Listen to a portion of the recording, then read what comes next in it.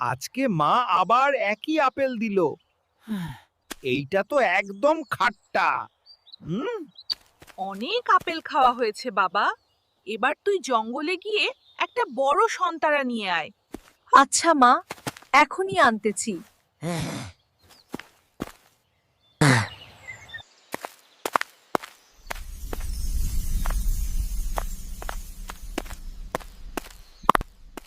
জাদুর জঙ্গল সবার জন্য না, সন্তানরা নিতে হলে আমাদের পার হয়ে যেতে হবে।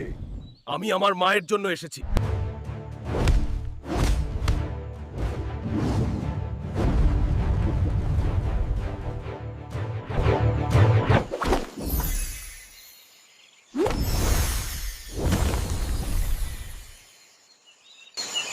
মা, দেখো, তোমার জন্য সন্তারা নিয়ে আসছি।